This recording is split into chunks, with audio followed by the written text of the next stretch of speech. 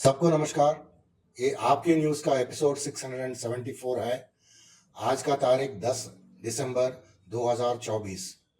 आम आदमी party challenging the status को, shaking up system, creative destruction in Indian politics, AAP governments, leaders in governance and public policy, entrepreneur governance, AAP opposition role, responsible fighting for people's issues, boldly resisting the wrong policies.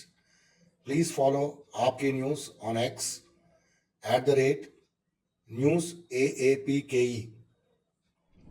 अभी दिल्ली का समाचार इस प्रकार है। Election commission ने 11,000 voters का card निकालने के लिए, डिलीट करने के लिए प्रक्रिया शुरू करी है दिल्ली में। ये प्रक्रिया कैसे शुरू किया था? बीजेपी का लेटर हेड के ऊपर बीजेपी के लोग एक एप्लीकेशन दिया था कि ये जो 11,000 लोग एक ही कॉन्स्टिट्यूंसी में जो वोटर्स हैं, वो लोग यहाँ से चले गए हैं, वो एड्रेस पे नहीं है, या इन लोगों को देहांत हो गया है, वैसा उन्होंने नाम दिया था। वो नाम के ऊपर अभी इलेक्शन कमीशन ने एक प्रक्रिया शुरू किया है। तो ये चीज़ अरविंद केजरीवाल ने एक प्रेस कॉन्फ्रेंस में कही थी, और उन्होंने क्या किया, 11,000 में से 500 लोगों का घरों में आम आदमी पार्टी का कार्यकर्ता जाके पता किया कि वो लोग वोटर आईडी है उनके पास, वो लोग वहाँ रह रहे हैं, और वो लोग कहीं गए तो नहीं हैं, जिंदा है। सब पता करने से ये पता चला 500 में से 370 लोग ऐसे हैं, सभी उधर ही रह रहे हैं और उनके पास वोटर कार्ड है। उसमें से कुछ लोगों को ऑफिस में, आम आदमी पार्टी का ऑफिस में बुला के उनको प्रेस कॉन्फ्रेंस में दिखाया गया है। सही में प्रोसीजर ऐसा है, अगर किसी का वोटर आईडी निकालना है, लिस्ट से वोटर का नाम निकालना है, तो आपको एप्लीकेशन देना पड़ेगा कि फलाना आदमी का देहांत हो गया, अभी उसको हटाइए। तो वो चीज़ उसके डेथ सर्टिफिकेट के साथ उनको बताना पड़ता है। अगर किसी ने उस जगह से दूसरी जगह अगर जा रहे हैं, वो लोग एप्लीकेशन दे सकते हैं। और ये दोनों टाइप का जो एप्लीकेशंस रहता है, उनको इलेक्शन कमीशन का वेबसाइट में पहले डालना पड़ता है, ताकि उसके कुछ दिन रखने के बाद फिर वो प्रक्रिया शुरू होती है। लेकिन ये 11,000 वोटर्स को निकालने का जो प्रक्रिया है, ये बिल्कुल अनडेमोक्रेटिक पद्धति से हुआ है। ये कोई थर्ड पार्टी, एक बीजेपी जैसा एक पार्टी, एक लेटर, अपना लेटर हेड के ऊपर देती है, और इन लोगों को ठीक है निकाल देंगे बोल के इलेक्शन कमीशन बोल रहे हैं। और अरविंद केजरीवाल ने ये भी कहा कि ये जो हमको कागजात मिले हैं बीजेपी का लेटर हेड के ऊपर, ये उन्हीं का ऑफिस से किसी ने दिया है।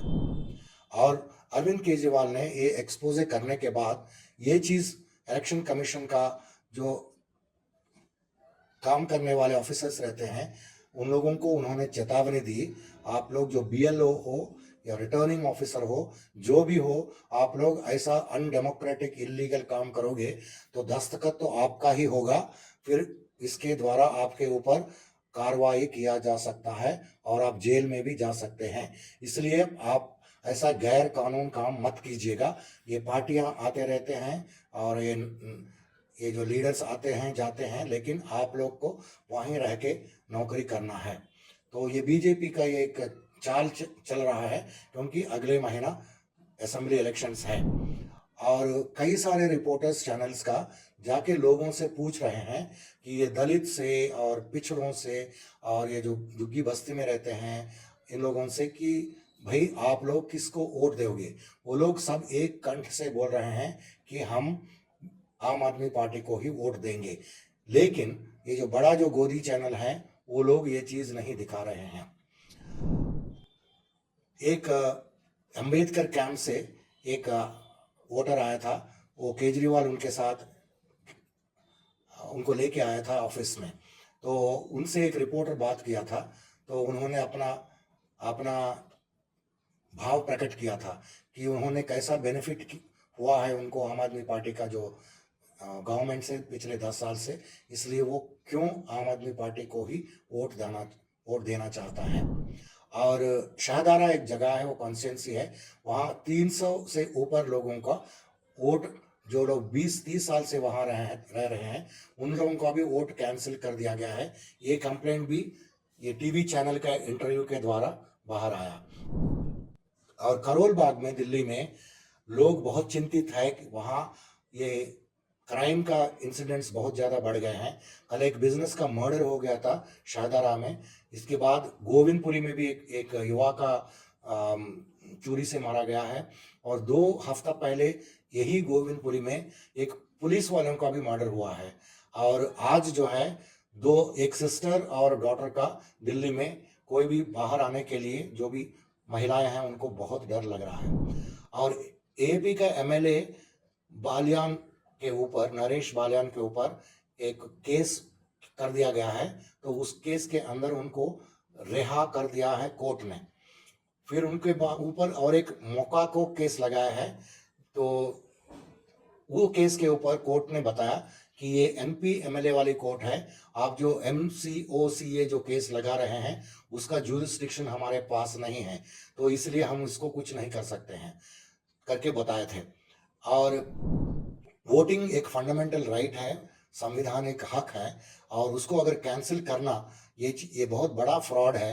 तो ये अगर इलेक्शन कमीशन ने ये चीज़ करती है तो ये बहुत ही इलेक्शन का कमीशन का बहुत बड़ा भूल होगा और ये डेमोक्रेसी के लिए बहुत ही धब्बा होगा।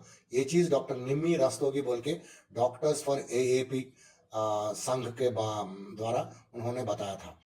दोस्तों, आपको कैसा लगेगा अगर आप इलेक्शन वाले दिन पोलिंग बूथ पे जाते हैं और वहाँ आपको बताया जाता है कि आपका वोट ही नहीं है, आपका वोट कट चुका है, ना आपसे किसी ने पूछा, ना कोई सर्वे करने आया, फिर भी आप सालों साल से जो वोट देते आ रहे हैं आपका नाम ही काट दिया गया है, आपको अपने संवैधानिक अधिकार से वंचित कर दिया गया है।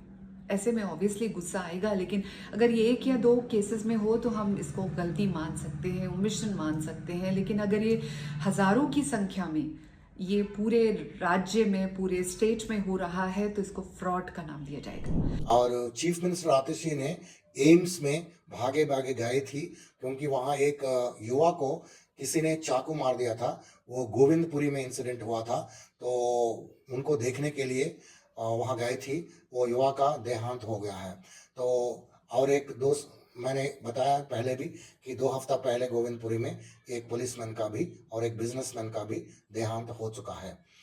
अभी मैं एम्स ट्रॉमा सेंटर में जो गोविंदपुरी में आज सुबह चाकूबाजी हुई जिसमें एक व्यक्ति की मौत हो गई, एक व्यक्ति बहुत क्रिटिकल रूप से घायल है जिसकी अभी कई घंटों की सर्जरी चली है। ये वही गोविंदपुरी है, ये वही इलाका है जहां से 100-200 मीटर की दूरी पे 2 हफ्ते पहले एक बीट कांस्टेबल को, ऑन ड्यूटी बीट कांस्टेबल को गोली चला के मार दिया गया। आज वही दिन है जहां पे आज सुबह शाहदरा इलाके में सुबह मॉर्निंग वॉक करते हुए निकले एक व्यक्ति पे गोलियां चल गई। मैं ये जानना चाहती हूं कि केंद्र सरकार क्या कर रही है। भारतीय जनता पार्टी शासित केंद्र सरकार की दिल्ली में सिर्फ एक जिम्मेदारी है और वो है दिल्ली की लॉ एंड ऑर्डर, दिल्ली वालों को सुरक्षा देना, दिल्ली में लोगों को सेफ रखना। एक काम है उनके पास दिल्ली में और कोई काम नहीं है। वो अपने इस काम में पूरी तरह से फेल हो गए हैं। और मालवीय नगर में पदयात्रा करते हुए अरविंद केजरीवाल को कई सारा प्यार मिला, कई सारे लोग इमोशनल हो गए हैं, उनका ब्लेसिंग्स दे रहे थे वो लोग, और वो उनका जो काम है उसको बहुत वो लोग तारीफ कर रहे हैं। और मालवीय नगर में भी उन्होंने पदयात्रा की थी, वहाँ भी लोग बहुत उभर के आए थे और उनको बहुत अच्छा सम्मान मिल रहा था अरविंद केजरीवाल को। और करोल बाग में पदयात्रा में उन्होंने, अरविंद केजरीवाल ने एक घोषणा किया कि ये 1000 रुपये का जो मुहैया महिलाओं को 18 साल के ऊपर वाले को देने वाले हैं वो अभी हम जल्दी शुरू करेंगे करके बोल रहे थे। आप लोगों ने 10 साल पहले मेरे को वोट दिया था, मुख्यमंत्री बनाया, आपने कहा केजरीवाल जी स्कूल ठीक करो, मैंने स्कूल ठीक कर दिए, करे कि नहीं करे? आपने कहा केजरीवाल जी अस्पताल ठीक करो, मैंने सबका इलाज मुफ्त कर दिया, मोहल्ला क्लिनिक बना दिए, अस्पताल ठीक कर दिए। आपने कहा बिजली ठीक करो, बिजली 24 घंटे आती है नहीं आती? जाती तो नहीं है, जनरेटर तो जरूरत नहीं पड़ती।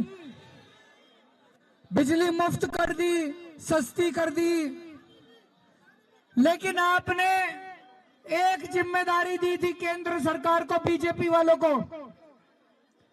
बीजेपी की केंद्र सरकार को एक जिम्मेदारी दी थी कि दिल्ली में कानून व्यवस्था ठीक करो, हमारे को सुरक्षा दो, दिल्ली वालों को सुरक्षा दो। आज 10 साल के बाद इन्होंने दिल्ली का इतना बुरा हाल कर दिया कि एक एक आदमी दहशत की जिंदगी जी रहा है। दोस्तों, आम आदमी पार्टी ने 2000 मीटिंग हर दिन कर रही है दिल्ली में। ये फ्री का रेवड़ी जो है, इसके ऊपर चर्चा, रेवड़ी के ऊपर चर्चा का कार्यक्रम चल रहा है। वहाँ लोगों के पास संपर्क करके उन लोगों से पूछ के ये रेवड़ियाँ ठीक है कि नहीं। ये जो 6 रेवड़ी अभी तक बांट चुके हैं और 7वीं आने वाला है, तो लोगों से बात कर रहे तो वो 99% 99% लोग बोल रहे हैं कि ये बहुत अच्छा रेवड़ी का काम अच्छा है करके बोल रहे हैं। और बीजेपी से एक बहुत बड़ा स्तर पर लोग आके आम आदमी पार्टी में ज्वाइन कर रहे हैं, क्योंकि वहाँ उनको टिकट मिलने का संभावना कम दिख रहा था। इसलिए बीजेपी का लीडर्स आके आम आदमी पार्टी में बढ़ चढ़ के ज्वाइन होने का संभावना देख रहे हैं वो लोग। और 11,000 वोट जो निकालने वाले हैं, इसके लिए ईसीए ने इलेक्शन कमीशन में एक रिप्लाई में दिया था कि उन्होंने बताया कि हमने 11,000 ऐसा कोई लोगों को नहीं काट रहे हैं, हम सिर्फ कम लोगों को 400 से करीब उन लोगों का हमारे पास एप्लीकेशन मिला है, उसी के ऊपर हम कार्रवाई कर रहे हैं करके बोले थे। और ये हरदीप पुरी जी एक कैबिनेट मिनिस्टर है मोदी जी का गवर्नमेंट में, उन्होंने रोहिंग्या के बारे में एक ट्वीट किया था कुछ समय पहले। उसमें उन्होंने क्या कहा, इंडिया जो है आप लोगों को, रोहिंग्या को, रेफ्यूजीज को बहुत वेलकम करती है और हम लोगों ने आपको बसाने के लिए EWS फ्लैट्स बक्करवाला एरिया में दिल्ली में दिए हैं और वहाँ आपको सभी सुविधा दिया गया है। UNHCR ID और round the clock Delhi police का प्रोटेक्शन आपको मिलेगा। ये चीज़ हरदीप सिंह पुरी साहब ने बोला है। फिर बीजेपी का नेता लोग आजकल ये बोल रहे हैं कि आम आदमी पार्टी ये रोहिंग्या का लोगों को, मतलब बाहर से, बांग्लादेश से आए हुए लोगों को वोटर कार्ड दिला के उनका वोटों के ऊपर, बल के ऊपर वो जीत रही है, ऐसा बोल रहे थे। तो उनके बारे में अरविंद केजरीवाल ने बहुत कड़क रिप्लाई दिया था कि रोहिंग्या दूसरा देश से हमारा देश में अगर आ रहा है, उनको रोकने का काम किसका है, और वो अगर ये 2-3 राज्य चल के यहाँ अगर आएंगे तो उसके ऊपर आप क्या कार्रवाई कर रहे हैं, ये चीज़ आप हमको क्यों बोल रहे हैं कि हम उनके लिए रिस्पॉन्सिबल है बोल के। तो और ये CAA प्रोसेस जो है, ये आपने रोहिंग्या का रेफ्यूजीज के जोड़ के ये काम सही तरह से नहीं कर रहे हैं।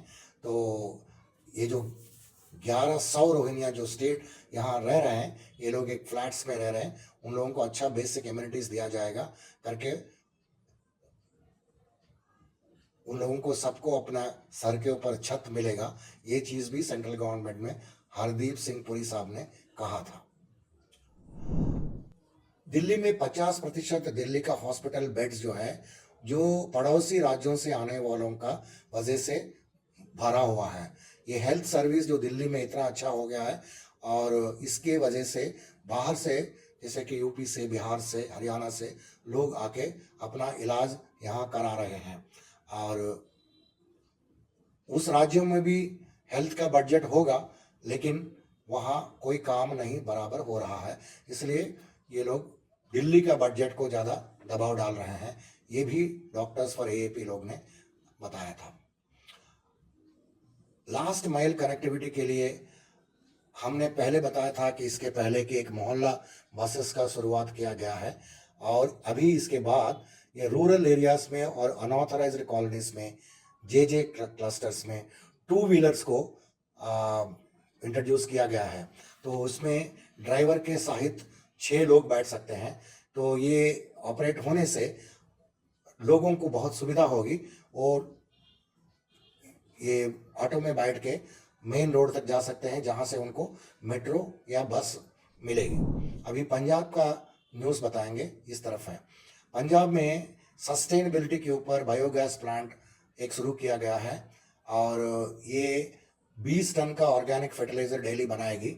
इसका मतलब 20 टन का ऑर्गेनिक मटेरियल जब बनाएगी, इसका मतलब यह है कि 30,000 गाड़ियां, और जब जितना प्रदूषण करते हैं उतना प्रदूषण कम करके ये गैस बनाती है, और ये 14,000 क्यूबिक मीटर्स का क्लीन गैस बनाती है। ये वहाँ का चीफ मिनिस्टर भगवंत मान ने कहा था। और एक यहाँ एक तस्वीर दिया गया है, ये मानसा जगह में पंजाब में एक एस्ट्रोनॉमी लेबोरेटरी है गवर्नमेंट स्कूल में। वो ऐसा दिखता है कि प्लानिटोरियम जैसा दिखता है, लेकिन एक लेबोरेटरी है। और पंजाब में 2355 सोलर पंप्स को इंस्टॉल करने वाले हैं आगे चल के 4 महीनों में। ये सस्टेनेबल फार्मिंग का एक काम आएगा, इको फ्रेंडली और कॉस्ट इफेक्टिव सोल्यूशन है। मतलब इसमें बहुत कम दाम में, जैसा कि सोलर पैनल दिन भर वो चलेगी, उसके द्वारा रात को पंप से पानी निकाल सकते हैं और अपना खेती में इस्तेमाल कर सकते हैं। मिशन रोजगार के तहत पंजाब में 51,000 जॉब्स दिए गए हैं। ये सिर्फ 2.5 साल के अंदर दिया गया है। और संक्षिप्त में बात बताते हैं, भगवंत मान जी जो पंजाब का चीफ मिनिस्टर, एक कैंपेन लॉन्च किया था ड्रग्स के बारे में, ड्रग्स का व्यतिरेक में। और दूसरी समाचार ये है, पंजाब एक ऑनलाइन वेरिफिकेशन सिस्टम शुरू किया है। इसमें आपको जो भी सर्टिफिकेट अगर चाहिए वो सर्टिफिकेट ऑनलाइन आप पा सकते हैं। इससे बहुत ज़्यादा सुविधा होने वाले हैं। श्री हिंद फतेहगढ़ साहब का म्यूनसिपल कॉरपोरेशन एक डेवलपमेंट काम के लिए 1.04 करोड़ खर्च करने वाले हैं। वो म्यूनसिपल कॉरपोरेशन में पूरा डेवलपमेंटल काम इसके सहित होने वाला है। और 15.14 लाख गवर्नमेंट का एम्प्लॉयज़ को डिजिटल लिटरेसी का स्कीम एक है, उसके अंदर ट्रेन किया गया है पंजाब के अंदर। मतलब ये गवर्नमेंट एम्प्लॉयज़ को कंप्यूटर और नेटवर्क ये सब कैसा चलाना है, और ये एक्सेल शीट्स वगैरह ये सभी चीज़ों का उनको ट्रेनिंग दिया जा रहा है। ये प्रधानमंत्री ग्रामीण डिजिटल साक्षरता अभियान उसके अंदर वहाँ किया गया है। और लोकल बॉडी इलेक्शंस पंजाब में होने वाला है। ये 21 दिसंबर को 7 बजे से 4 बजे तक होगा, और वोटिंग होने के तुरंत बाद उनका रिजल्ट्स भी दिया जाएगा। चेतर वसावा एक लीडर है गुजरात में, एमएलए भी है। उन्होंने एक प्रोटेस्ट ऑर्गेनाइज किया था, उसमें से उन्होंने गुजरात गवर्नमेंट के बारे में बताया था। और जब तक अमित शाह होम मिनिस्टर बने रहेंगे तब तक ये मर्डर्स वगैरह दिल्ली में रुकेंगे नहीं। ये चीज़ दिल्ली का सीएम आतिशी ने बताया था। और ये सेंट्रल गवर्नमेंट का ये एक रिस्पॉन्सिबिलिटी है कि दिल्ली का लॉ एंड ऑर्डर को संभालने के लिए और वहाँ का जो सुरक्षित करने के लिए सबका उनका जिम्मेदारी वो लेना चाहिए बोल के। और ये हरियाणा में एक अच्छा डेवलपमेंट हुआ है, काम हुआ है। तो एग्रीकल्चर डिपार्टमेंट ने 93.98 एग्रीकल्चर लैंड को पूरा हरियाणा में, ये पलवल डिस्ट्रिक्ट का 98.98% पलवल डिस्ट्रिक्ट का एग्रीकल्चर लैंड के ऊपर उन्होंने टेस्टिंग कर दिया है, कंप्लीट कर दिया, सॉइल टेस्टिंग। ये सॉइल टेस्टिंग की वजह से कई सारे बेनिफिट्स मिलते हैं। फार्मर्स को पता चलता है कि कौन सी क्रॉप्स को उगा सकते हैं और वहाँ कितना पानी का संभावना है, ये सब चीज़। और आपकी अदालत एक पॉपुलर प्रोग्राम है, उसमें राघव चड्ढा और परिणीति चोपड़ा का एक प्रोग्राम है, आप उनको देख सकते हैं। और अंधभक्त कौन है और अंधभक्त से हम लोग कैसा डील करना चाहिए, ये एक पुराना वीडियो है, हम यहाँ बता रहे हैं। अरविंद केजरीवाल ने ये चीज़ कहा था। उन्होंने बोला, देखिए अगर आपको कोई मिलेगा, कोई भी आदमी आपके साथ बात करना चाहेगा पॉलिटिक्स के ऊपर या आम आदमी पार्टी के ऊपर, तो अगर आप उनको कन्विंस करेंगे कि भाई हम ये काम कर रहे हैं, ये ठीक ऐसा चल रहा है, अगर वो मान गए तो आप दोनों ठीक ठाक है, एक ही पेज में है। अगर उन्होंने कुछ बताया और आपने उनको मान गया, तब भी आप दोनों ठीक ठाक है। लेकिन ये जो मोदी के और अंधभक्त जो होते हैं, उन लोगों से आप बिल्कुल बात मत कीजिएगा, क्योंकि उनसे बियॉन्ड ए पॉइंट हम कुछ बात ही नहीं कर सकते हैं। उनको ना सुन सकते हैं ना बता सकते हैं, इसलिए वो आप उनसे बात मत कीजिए करके उन्होंने बताया था। और आर्ग्यूमेंट्स कैसा चलता है इसके बारे में, यूपी में एक बेआर्मी से एक मर्डर किया गया है एक पुलिस इंस्पेक्टर का। तो वहाँ का जो जंगल राज चल रहा है आपको पता चलेगा। एक इंस्पेक्टर है ध्यान सिंह यादव, उनका सर काट के फेंक दिया गया था। ये लखनऊ में हुआ है। ये योगी जी का गवर्नमेंट में लॉ एंड ऑर्डर वैसा चल रहा है कि एक पुलिस का आदमी का सर काटा जाता है। एक दूसरा क्राइम हुआ है, ये भी यूपी का ही है। वहाँ एक बहुत बड़ा क्राइम जैसा दिखाया जा रहा है। वो एक महिला थी और उनकी लड़की, ये दोनों के ऊपर यूएपीए लगा दिया है। यूएपीए का मतलब ये जो टेररिस्ट के ऊपर जो नेशन के बारे में, नेशन का अगेंस्ट में जो काम करते हैं, उन वैसा एक संगीन वाला अपराध वाला लॉ है। उनका संगीन अपराध ये था, ये महिला और उनकी बेटी एक आईएएस ऑफिसर से ऊंची स्तर से बात किया था। इसके ऊपर वो लोग इनको यूएपीए लगाया है। ये भी एक खासियत चल रहा है यूपी का क्राइम सीन में। एक आरटीआई फाइल किया गया है यूपी में पीडब्ल्यूडी डिपार्टमेंट के पास। उन्होंने ये पूछा यूपी का सीएम जो आदित्यनाथ है उनका रेसिडेंस में पिछले 10 साल से कितना खर्च किया है वो घर के ऊपर। तो उन्होंने मना कर दिया, वो आरटीआई को रिप्लाई देने वाले। वो बोला है कि ये इसको अंडर सेक्शन 8 एग्जम्पशन है, क्योंकि ये पर्सनल इंफॉर्मेशन है, नेशनल सिक्योरिटी का सवाल है और पर्सनल सेफ्टी का सवाल है। और सेक्शन 11 के तहत थर्ड पार्टी इंफॉर्मेशन है। तो ये सभी चीज़ जो है तो सीएम का ऑफिस ने उनको बताया और कोई इंफॉर्मेशन नहीं दिया है। ये अगर देखेंगे आप तो दिल्ली में पूरा बदनाम किया जा रहा है मुख्यमंत्री का रेसिडेंस के ऊपर। आपको अजित पवार मालूम है, उनको उस समय का चीफ मिनिस्टर महाराष्ट्र फडणवीस साहब बोल रहा था अजित पवार इतना करप्ट आदमी है, उनको हम जेल में रखेंगे, वो वहाँ चक्की पीसेगा।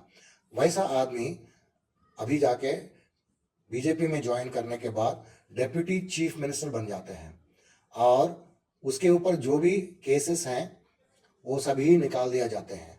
ऊपर से 2 दिन पहले उनके एनफोर्समेंट डायरेक्टरेट और सीबीआई दोनों केसेस तो ड्रॉप किया, उसके अलावा उनका जो प्रॉपर्टी 1000 करोड़ का, देखिएगा 1000 करोड़ का प्रॉपर्टी पहले जब्त किए थे उसको रिलीज कर दिया। इसमें से 400 करोड़ जरंधेश्वर शुगर मिल है, 250 करोड़ निलय रिसोर्ट गोवा में है, 25 करोड़ पार्थ पावर उसका ऑफिस है, 20 करोड़ साउथ दिल्ली में एक फ्लैट है, 300 करोड़ का लैंड्स है महाराष्ट्र में। मतलब एक पॉलिटिशियन के पास इतना सारा पैसे वेल्थ इकट्ठा हुआ है 1000 करोड़। पहले वो आदमी एनसीपी दूसरा पार्टी में था, शरद पवार जी का पार्टी में, उनका भतीजा भी है। उनके ऊपर ये लोग केसेस लगाए थे ईडी का, सीबीआई का, इनकम टैक्स का, और उनका जो भी प्रॉपर्टीज 1000 करोड़ वाला प्रॉपर्टी जब्त करते। लेकिन वो जब बीजेपी में ज्वाइन करते हैं तो वो पूरा केसेस को खारिज कर लेते हैं और ऊपर से वो जो प्रॉपर्टीज जब्त किए थे उसको भी रिलीज कर दिया गया है। बेलगावी बोल के एक जगह है कर्नाटका में, वहाँ स्टेट असेंबली का ऑफिस चलती है। मतलब असेंबली का 2 ऑफिस हैं, एक बेंगलुरु में और बेलगावी में। वहाँ सरवरकर का फोटो लगा हुआ था, उसको कांग्रेस गवर्नमेंट ने निकाल दिया क्योंकि वो बताया कि ये ब्रिटिश एजेंट था, उन्होंने माफ़ी मांग रहा था, तो वो आदमी जो है कोई देशभक्त नहीं है, इसलिए हम वो फोटो निकाल रहे हैं। माल न्यूट्रिशन जो बच्चों में जो कमियां रहते हैं बचपन से ही, उस चीज़ों में गुजरात नंबर 1 में है। गुजरात के इतना बुरा हालत है माल न्यूट्रिशन इंडेक्स में, बिहार और उड़ीसा का पीछे है गुजरात, और तमिलनाडु का जितना माल न्यूट्रिशन है उसका डबल गुजरात में है। ये एक शाइनिंग इमेज बताते हैं, वाइब्रेंट गुजरात बनाते हैं, वहाँ कितने सारे इंडस्ट्रीज हैं, बुलेट ट्रेन चलने वाले हैं, बहुत बड़े हाईवेज, एक्सपेंसिव हाईवेज बन गए हैं, बहुत बड़ा ग्रोथ हो रहा है, और कोई भी बाहर का प्राइम मिनिस्टर प्रेसिडेंट आएगा तो उनको वहाँ लेके जाते हैं। वहाँ का कंडीशन एक्चुअली ये है, बहुत बड़ा हेल्थ प्रॉब्लम भी वहाँ चल रहा है। हेल्थ प्रॉब्लम कैसा चल रहा है, गुजरात में एमबीबीएस डॉक्टर्स रूरल गांवों में प्राइमरी हेल्थ सेंटर में काम करने के लिए कोई मिल ही नहीं रहा है, तो वहाँ नहीं जा रहे कोई और मिल नहीं रहा, ये हालत हो गया है। मध्य प्रदेश का एक समाचार इस प्रकार है, ये मानसून की वजह से स्कूल बिल्डिंग्स पुराने इतने बुरा हो गया हालत कि वहाँ बच्चों और टीचर्स जो है पूरा पानी में ऑलमोस्ट तैरते हुए जाना पड़ रहा है। ये मध्य प्रदेश का कहानी है स्कूल का, गवर्नमेंट स्कूल का। इससे ज़्यादा दूसरी कहानी मध्य प्रदेश से ये निकल के आया है, एक प्रिंसिपल को, एक स्कूल का प्रिंसिपल को एक 12वीं कक्षा का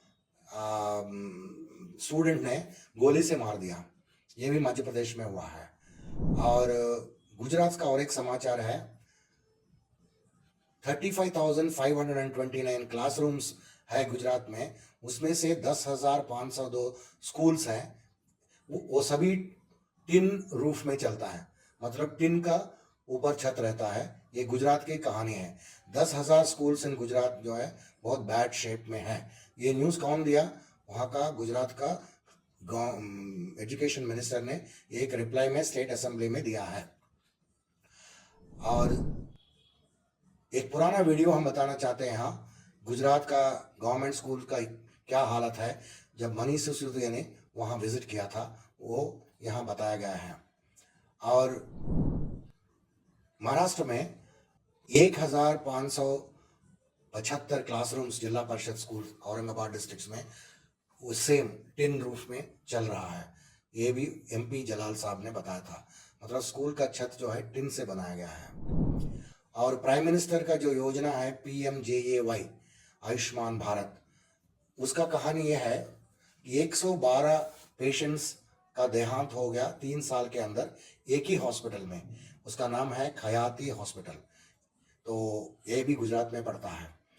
और आजकल हमारे पास जो टैक्स सिस्टम चल रहा है यूनियन गवर्नमेंट का, इसमें हो क्या रहा है, अगर आप गवर्नमेंट को 100 रुपया का टैक्स मिलता है, वो 100 रुपये में से सबसे ज़्यादा रईस लोग रहते हैं वो 26 रुपया देते हैं। मिडिल क्लास के जो लोग मिडिल इनकम ग्रुप में जो रहते हैं वो 30 रुपया देते हैं। सबसे ज़्यादा गरीब लोग रहते हैं वो 100 में से 43 रुपीज़ देते हैं। तो ये हालत है, इतना इनइक्वालिटी चल रहा है इंडिया में, और टैक्स टेररिज्म चल रहा है। तो और झांसी हॉस्पिटल में आपको याद है, एक मध्य प्रदेश में 18 नए पैदा हुआ बच्चों का देहांत हो गया था, क्योंकि वहाँ एक शॉर्ट सर्क्यूट की वजह से हॉस्पिटल के अंदर फायर हो गया। अभी इंडियन एक्सप्रेस में ये कहानी बताई थी, एक न्यूज़ बताई थी कि भरूच में, गुजरात में 18 लोग मर गए थे क्योंकि वहाँ हॉस्पिटल में फायर हुआ था। अहमदाबाद में 8 लोग मर गए हैं, और राजकोट गुजरात में 5 मर गए।